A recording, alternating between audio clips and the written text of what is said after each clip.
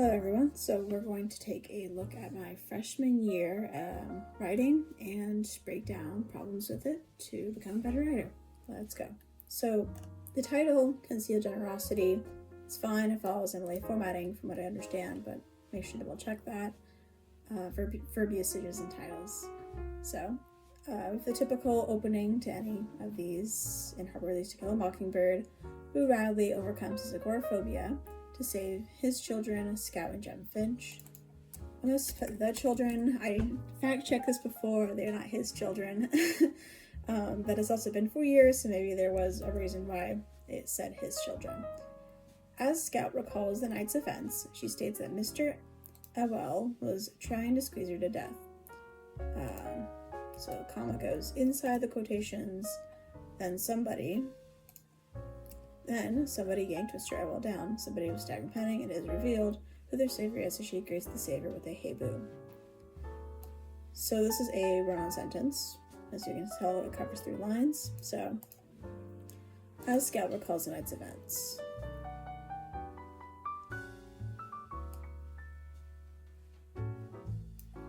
I'd say it's an okay transition. It's she's recalling and then stating, so I could probably cut this down a good bit. So let's think if I can rephrase this. So let's say I delete this entirely. Mr. Ewell was trying to squeeze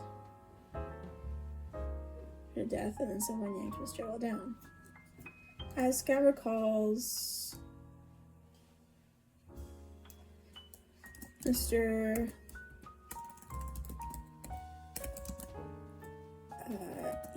Ewell's attack. She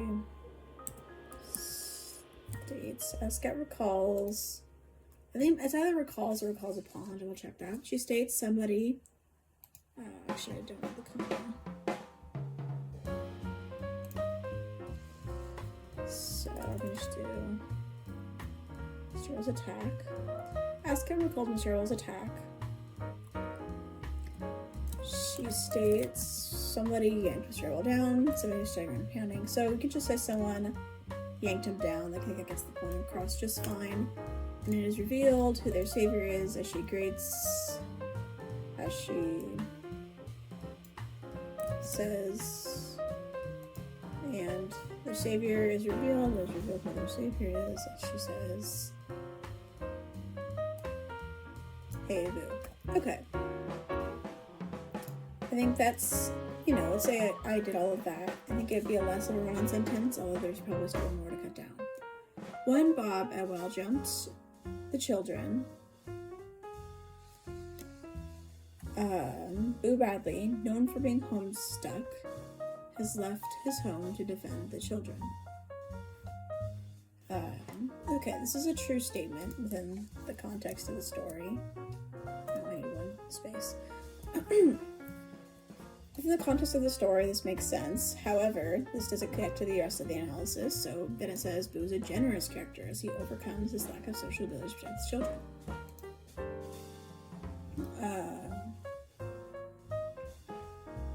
This isn't connected to the thesis, I don't think, at all. It's true that he's generous, yeah, but that doesn't relate to the thesis, so I'm going to remove that. As Boo Radley and Scout stood up to, because that's just go straight to, I think it's the requirement was 2 sentences for analysis, which means that I probably was just filling in time. That when Bob Ewell jumped the children,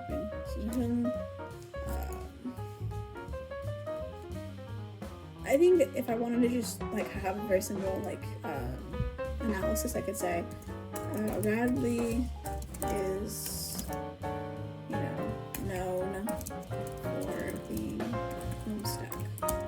However, he still saved the children. This means he overcame his fear or overcame his phobia. So this is really generic analysis of point A to point B. These are also both just statements.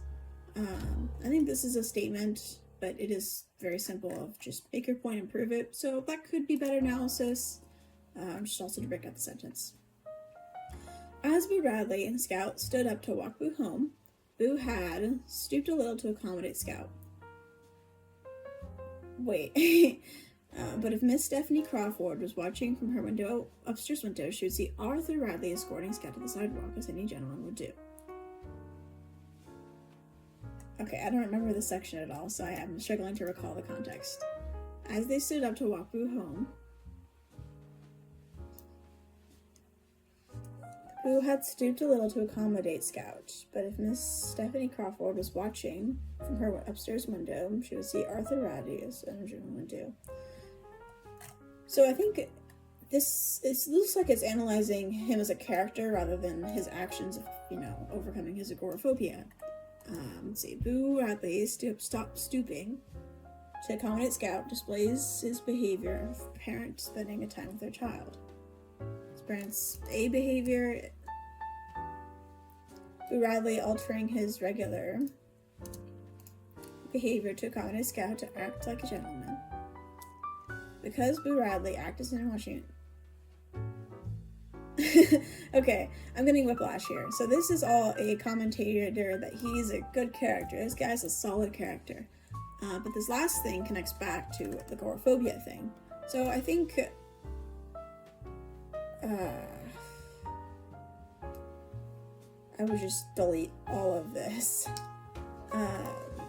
So as he overcomes his agoraphobia, Boo Radley, or like even as a result, let's say as a result of overcoming his agoraphobia, Boo Radley. Actually, I think this should be the end of the sentence. Like, Boo Radley demonstrates these refined manners as a result of agoraphobia. If he was still right? If he was still, if he still had these fears, then he wouldn't be able to do that. So I think if I wanted to stick with this as my thesis, then I would have to change the commentation, the analysis here. However, if I want to keep the analysis, then I'd have to change this to he overcomes his agoraphobia and bonds with the kids, right? And bonds with the kids. To bond and save the kids, right? Because Boo Radley acted instead of simply watching. Boo Radley overcame his agoraphobia to save the children.